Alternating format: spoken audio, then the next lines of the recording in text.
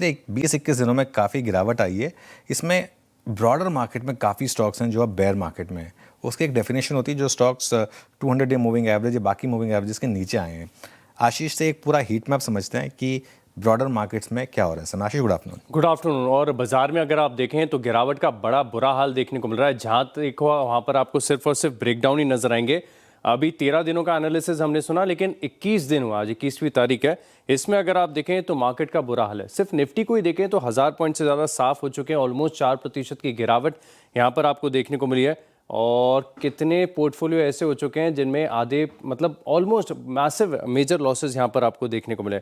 अब पूरी पिक्चर को विस्तार से समझते हैं और सबसे पहले आप देखें निफ्टी 50 यहाँ पर क्या हालचाल देखने को मिल रहा है। और मूविंग एवरेजेस के लिहाज से आप देखें तो ज़्यादातर स्टॉक्स में बड़ा ब्रेकडाउन यहाँ पर आपको नजर आएगा।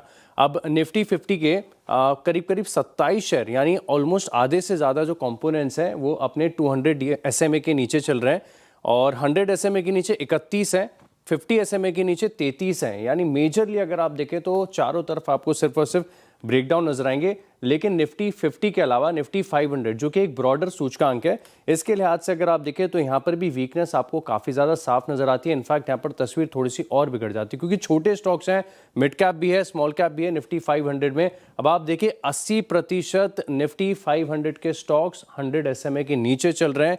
ऑलमोस्ट 50 SMA के नीचे चल रहे हैं। 71% ऐसे हैं जो अपने 200 SMA के नीचे चल रहे हैं। लेकिन सबसे बुरा हाल अगर आपको देखना है ना तो इसकी कोई ज़्यादा बात नहीं कर रहा। स्मॉल कैप मिड कैप हम लगातार देखते हैं, लेकिन माइक्रो कैप यहाँ तो आप देखिए सिर्फ और सिर्फ गिरावट ही आपको नजर आएगी।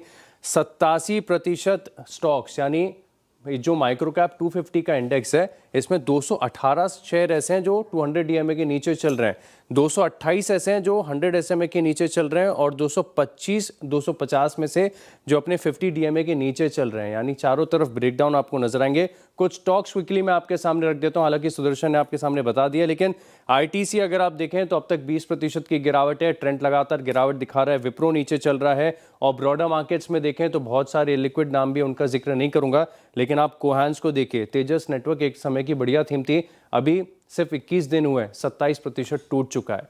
इसके अलावा गॉडफ्रे फिलिप्स, इसमें भी देखें तो तकरीबन 25% की बड़ी गिरावट नजर आई है। शुक्रिया आशीष। और देखिए जो आशीष ने डेटा रखा है ना, माइक्रो कैप और मिड कैप, उसमें जिस तरीके से लोग पिछले 1-1.5 साल में फंसे, मैं आपको कल एक एग्जांपल दे रहा था कि लोग अभी भी नहीं सुधर रहे हैं। अभी भी मतलब आप 4-4, 5-5 हज़ार के स्टॉक जिसमें 12 शेयर का वॉल्यूम हुआ है वो टीवी पे आप रेकमेंड कराते हो, मतलब कहीं कोई सेंस है उस बात का?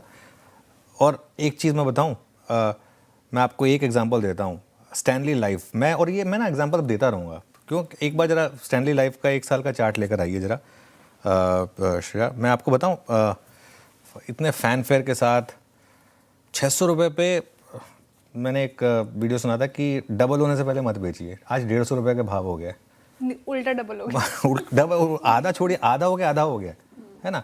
कौन रिस्पॉन्सिबल है? अब अच्छा, अब आप सुन रहे हैं इन सारे शेयर्स के बारे में कुछ भी।